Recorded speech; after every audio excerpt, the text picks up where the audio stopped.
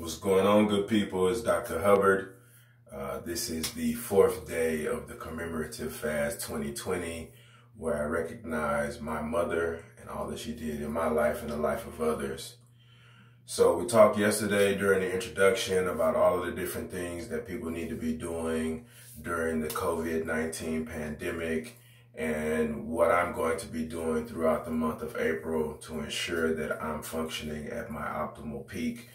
And today we're in the bathroom. So the news, the media, social media, and all of our friends and family are telling us to practice social distancing and be safe, wash your hands, don't touch your face, and all of these sorts of things. So one might beg the question, what is properly washing your hands?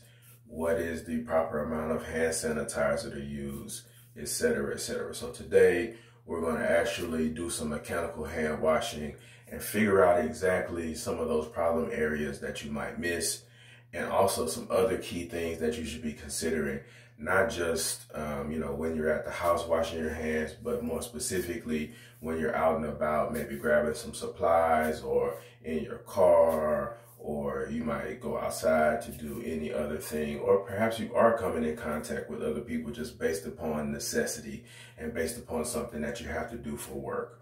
All right, so let's kind of pan over here to the wash. We're going to turn the water on.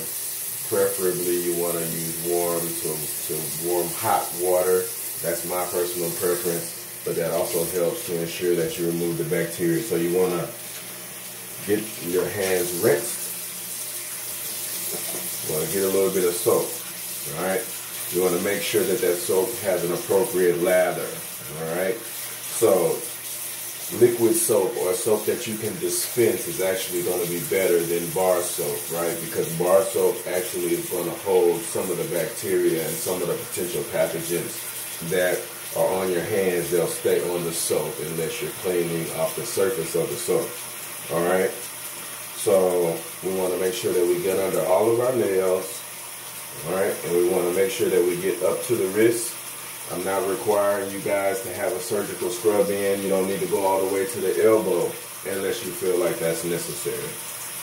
All right, so studies show that the most neglected part of the hand washing is your thumbs, all right? So you want to make sure you get your thumbs in between your fingers, all right, and especially the palm side of your hands, because that's going to be what you touch most, all right?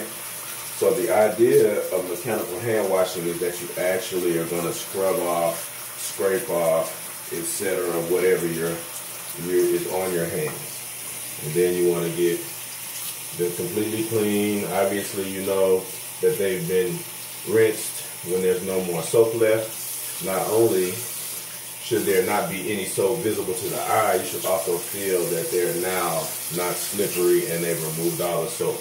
Guys, the bacteria, the viruses, the pathogens are in the suds, so you got to wash those off. All right? Take your paper towel.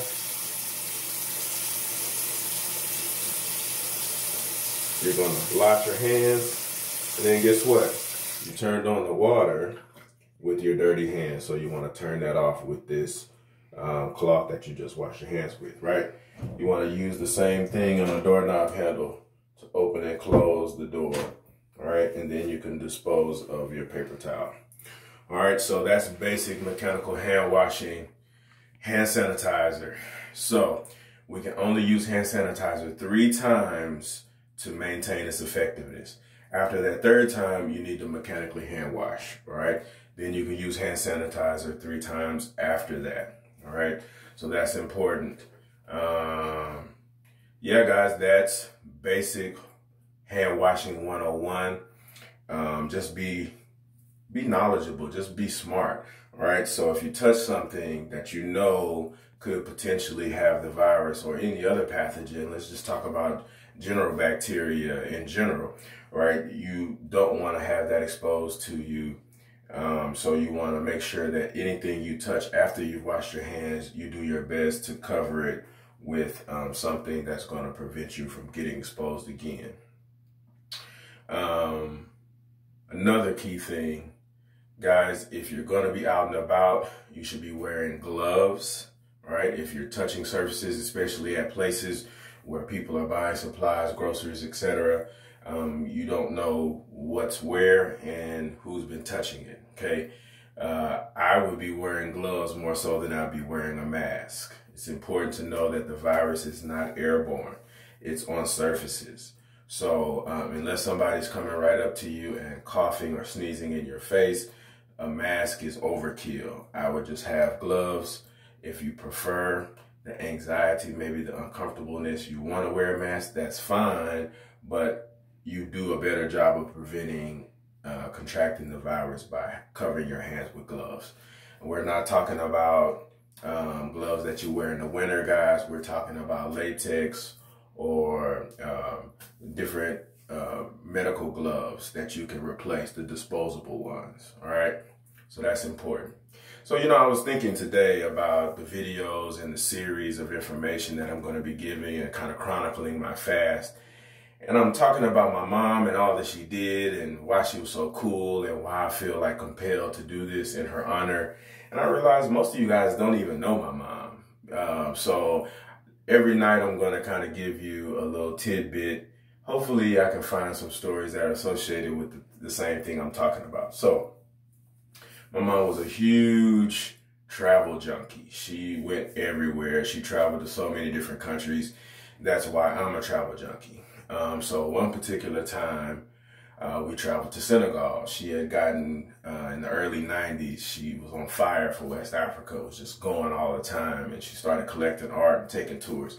We'll talk more about that later. But there was one particular instance, one of my first trips, I was having a hard time with the flies. And I didn't like, especially around dinner time. So we're at this restaurant and we're sitting outside, beautiful sunset, great. And there's flies flying around my food. And I see one on the table and I smack it and I got it. And I looked up and my mom smacked me across the face so quickly, it shocked me. And she was like, "Don't you understand that flies carry disease?" And I was like, yeah, but it didn't register to me because I was so frustrated with the flies around my food.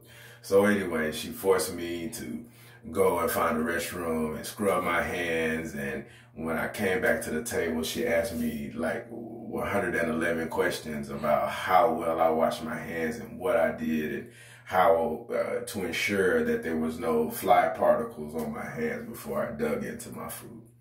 So anyway, guys, this is Dr. Hubbard providing you with helpful, powerfully profound tips on how to maximize your health. Today, we talked about hand washing, the use of hand sanitizer, and how important that is to prevent the spread of disease in this COVID-19 pandemic. And stay tuned for more videos about how you can be at your best self.